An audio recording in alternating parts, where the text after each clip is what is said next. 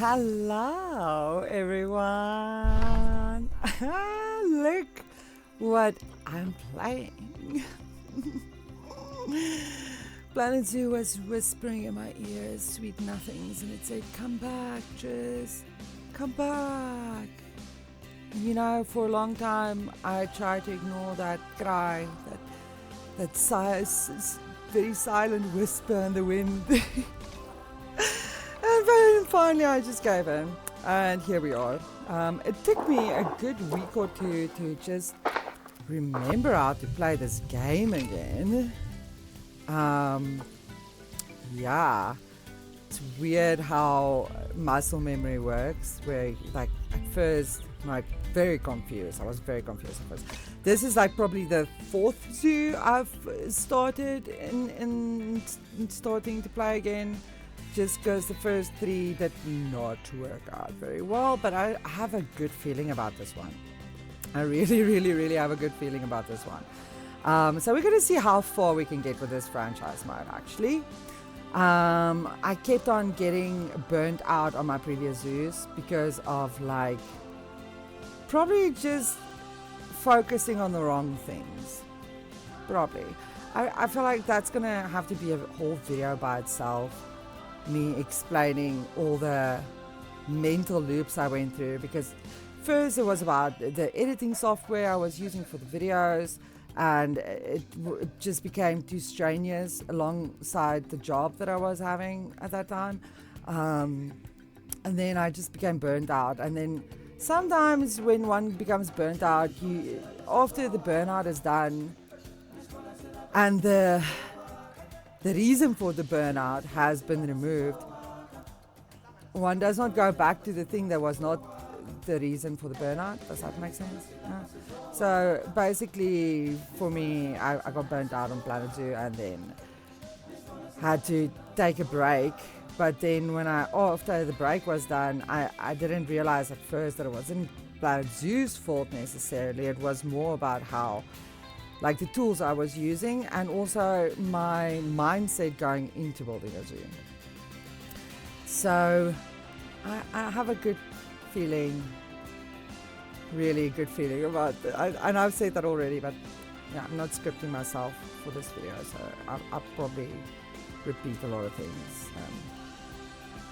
With ADHD, I have found that if I want to sound copacetic the entire time, I need to script myself. So the idea of this, I like having a little bit of a sculpted terrain. Firstly, I realized that I don't like the flat terrain. The flat terrain to me is way too intimidating. It's like having a blank canvas. I hate blank canvases. I don't like blank. I usually make a mess on my canvas before I do the design for my painting, just so that the blank canvas isn't like a pure blank slate is very intimidating. Okay, so maybe there's other people out there that also struggle with starting their zoos and haven't tried the sculpted terrain yet. The sculpted terrain, I like it. It's kind of randomized every time, if I understand correctly.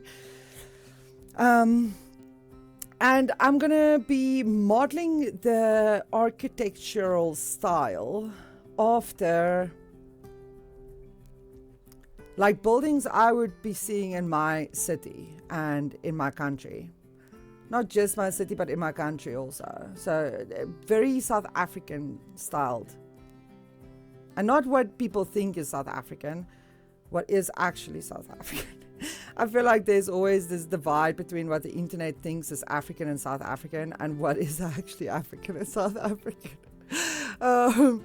It's not so heavily culturally influenced only by tribal design. We are called the Rainbow Nation for a reason. So yes, even though we have a lot of different tribal design, there's also some colonialism, there's also some what's the Franse Huguenot is French type of style, probably also colonial, French colonial, I don't know. But we have some Dutch style buildings. We also are very influenced by Portuguese and Indian cultures. And Asian, like all kinds of Asian cultures. So I feel like there's a lot of influences here that get looked over by, everyone else. And for me, it's the easiest thing to build, and I'm going to try and keep it natural in that way, so that it doesn't become a thing where I'm like, okay, well, what am I going to build here now? I don't even have it. So the artist block is going to be easier to sidestep. That's what I'm trying to get right here. I'm trying to not get blocked again. We had a little bit of a situation. You'll see in a smidge bit. I don't know if I took that bit out now and editing it. But I had a situation where I didn't realize that the 2 ostriches that I bought was from the same zoo and brother and sister. This is something you guys need to check when you're buying more than one gender and more than one more than one of the species, right?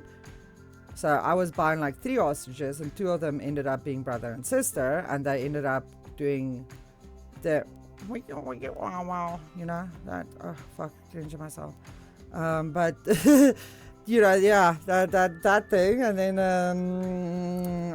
the babies seem to be fine. You'll see at the end, the babies seem to be fine. Seems like but I did put the mom on contraceptives, and she will be out of the zoo as soon as she and her baby, or as soon as her babies have matured, then I'll get them out. But I'm gonna let you watch the rest of this with some music. I'll come in for more commentary if I remember anything else. But the idea with this habitat was just to make a very simple, organic, natural looking habitat. I started with the habitat barrier, but I did end up, you'll see I do end up building my own little fence. And I'll probably go and make it even more pretty later on. But for now, I want to go after this video, I want to focus on that entrance building, and maybe making another, because I want to get the rhinos in. There's a community challenge at the moment. I can't help myself with community challenges. I have to. So I want to get the rhino habitat build next, probably. If you have any questions or any suggestions, let me know in the comments. And if you enjoy the video, leave a like. I can't promise anything, but I'm gonna try my best to give you guys like at least one video a month, because that's realistically what I get. Oh, look at the piggies, that was so cute. Oh, the piggy, oh look at the piggies. Oh, daddy, oh hello daddy, oh hello. Oh, the piggies are so cute. When I grew up on a farm, and I always, whenever the pigs had a litter, one of the babies, like the smallest one, I usually gave a name. So like I have a deep nostalgic bond with piggies. Hello piggies, hello. Okay, anyways, realistically a video a month is what I can do right now, and that gives me some space to keep on doing my art stuff also. If you want to see the art stuff I'm doing, my art channel is called Chiz Arts and Crafts. I will try and put the link up somewhere, definitely in the description, definitely.